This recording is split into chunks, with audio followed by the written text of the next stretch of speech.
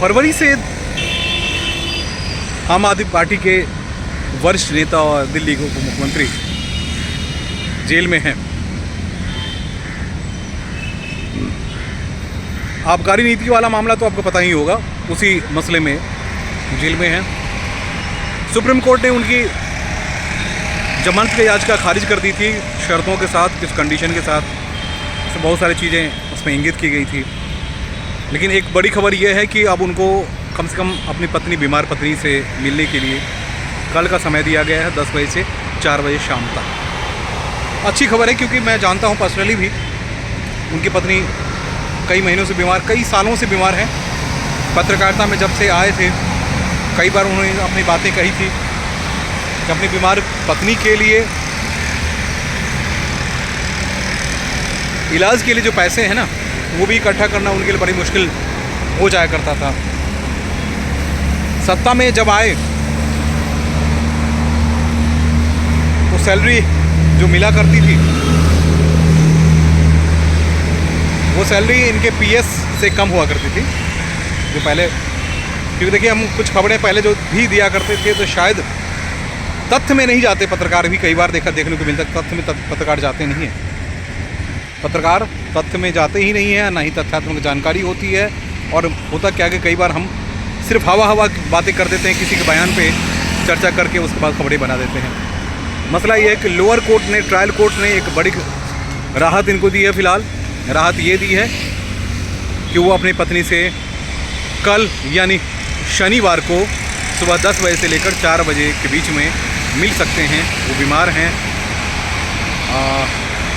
इससे पहले, क्योंकि जब बीमारी की बात आती है तो आप जानते हैं कि हम भारतीय जो हैं दिल से इस बात को समझते हैं, एक दूसरे को दर्द समझने की कोशिश करते हैं। आरोप प्रत्यारोप तो अपनी जगह है। उनकी सासू माता जो है वो भी बीमार हैं और कई महीनों से बीमार हैं। उस बीच में भी चर्चा हुई थी और अप्लाई किया गया था कि उनको कम से कम 2-4 दिनों की छुट्टी दे दी जाए और 2-4 दिनों की यानी कम से कम मिलने दिया जाए, कि उनकी आखिरी ख्वाहिश लगातार यही थी कि मैं बहुत ज़्यादा बीमार हूँ, मैं अपने दामाद को एक बार देखूँ। तो चलिए, अक्टूबर पिछले फरवरी से लेकर अब तक, अभी तक वो जेल में ही हैं। बीच में निकलते रहे, लेकिन जिस दिन वो आए थे अपने घर पे पिछली बार, वो आपको याद होगा, उनको एक दिन के लिए कहा गया था कि आप जाइए और अपनी बीमार पत्नी से मिल लीजिए। लेकिन जब वो गए तब तक वो हॉस्पिटल चली गई थी और जब तक फिर लौट कर आई तब तक फिर उनकी मुलाकात नहीं हो पाई थी, क्योंकि कोर्ट की बंदिशें होती है कि आप अपने घर से, यानी जहाँ जो आपने रेजिडेंस ले रखा है वहीं तक आपको रहना पड़ेगा, उससे आगे न जा सकते हैं, ना बाहर आ सकते हैं, ना ही। तो वो जो पूरी कहानी जो है, उस कहानी की वजह से ही वो पिछली बार नहीं मिल पाए थे। तो इस बार उम्मीद करते हैं कि कम से कम बीमार पत्नी से मिल लें, क्योंकि उनको जानते हैं आपकी न्यूरो की परेशानी है। और एक दिन कहते हैं कि क्योंकि मैं कई बार उनसे मिल चुका हूँ, मेरा पर्सनल जो तजुर्बा है, ईश्वर इस तरह की जो बीमारी सबको नहीं देनी चाहिए। और वो सालों से इस बीमारी से जूझ रही हैं। इतने दिनों तक मनीष जी के बिना वो रही हैं।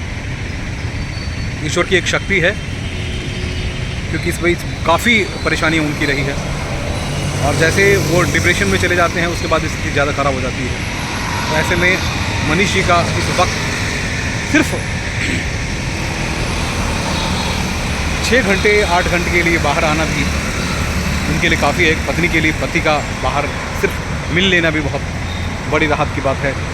वैसे भी सुप्रीम कोर्ट ने जो इस बार जो जजमेंट दिया है, उसमें जो बंदिशें लगा दी है वो काफ़ी स्ट्रांग है, क्योंकि 3 महीने बाद ही आप फिर सुप्रीम कोर्ट आ सकते हैं। और ट्रायल कोर्ट के बारे में उन्होंने कहा तो ज़रूर है, लेकिन ट्रायल कोर्ट की आप कहानी जानते हैं कि ट्रायल कोर्ट में ईडी या सीबीआई अपनी रिपोर्ट पेश करने में वक्त ले, तो फिर आप मुश्किल हो जाता है कि जब तक हियरिंग कंप्लीट नहीं करेंगे, जब तक दोनों तरफ की सुनवाई कंप्लीट नहीं होती है, सबूत जब तक इकट्ठे नहीं होते, तब तक फिर आप वो जजमेंट नहीं आ पाता है।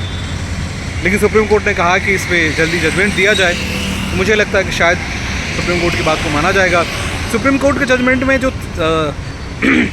27 से 33 नंबर का जो पेजेस है ना, 39 नंबर, उसमें बड़ी गजब सी वो उसमें जिक्र किया है, जैसे मैंने कल भी चर्चा की थी, कि साक्ष्य नहीं होने के बावजूद आपको कई बार जेल में रखना पड़ता है, क्योंकि इस तरह के ईडी के जो मसले हैं या पीएमएलए के जो मसले हैं वो उससे सीनियर बेंच में ऑलरेडी कंस्टिट्यूशन बेंच में मामला फंसा हुआ है। तो देश के कई सारे ऐसे केसेस, दर्जनों केसेस, सैकड़ों केसेस ऐसे हैं जो PMLA के मुकदमे चल रहे हैं और उस पर डिसीजन नहीं आया, नतीजा वो जेल में ही है। जबकि ट्रायल कोर्ट में अगर सारी चीज़ें चलती रहती है तो वो सब लंबा चलता रहा तो कोई ज़्यादा फ़र्क नहीं पड़ता। तो मुझे लगता है कि इसमें भी जजमेंट कंस्टिट्यूशन बेंच को देना चाहिए। उम्मीद यही करिए सुप्रीम कोर्ट में खासकर DY चंद्रचूड़ वाली मुस्तैदी के साथ कंस्टिट्यूशन बेंच बनाते हैं, लेकिन इस बार उसमें उतनी मुस्तैदी नहीं देखी गई है जितने कि ED को एम्पावर्ड किया गया। देखिए, मैं किसी के पक्ष और विपक्ष में नहीं होता हूँ। मुझे जब लगता है कि ये गलत है तो गलत है। मनीष जी के बारे में एक बात कही जाती है कि दिल्ली के विकास के हर रूपरेखा, स्कूलों में हर तरह की जो डेवलपमेंट की बातें हैं वो उस व्यक्ति ने करके दिखाया है। हर दिन आपको 7 बजे, सुबह 7 बजे किसी स्कूल में नज़र आएंगे, 6:30 बजे किसी स्कूल में नज़र आएंगे। वो बच्चों के चाचा ज़रूर हैं, लोगों से मिलते ज़रूर हैं। और एक ही नेता ऐसे हैं जिसके बारे में साफ साफ दिल्ली में कहा जाता है कि जिनसे मिलना बहुत आसान होता है, जिनको अपनी बातें सुनाना बहुत आसान हो जाती है। केजरीवाल से आप मिल के देखिए ना, अंदर घुसने भी नहीं दिया जाएगा। जो दिल्ली के मुख्यमंत्री हैं। बहरहाल छोड़िए, रहने दीजिए। मनीष जी बाहर निकल आ रहे हैं, अपने पति से मिलेंगे। एक अच्छी खबर है, उनके लिए अच्छी खबर है, उनके परिवारों के लिए अच्छी खबर है। आम आदमी पार्टी के उन कार्यकर्ताओं, निराश कार्यकर्ताओं के लिए, उनके जो चाहने वाले हैं उनके लिए बहुत अच्छी खबर है कि कम से कम ये धनतेरस के दिन में इस तरह के डायरेक्शन दिए गए हैं। आने वाले दिन इनका शुभ होगा। नमस्कार।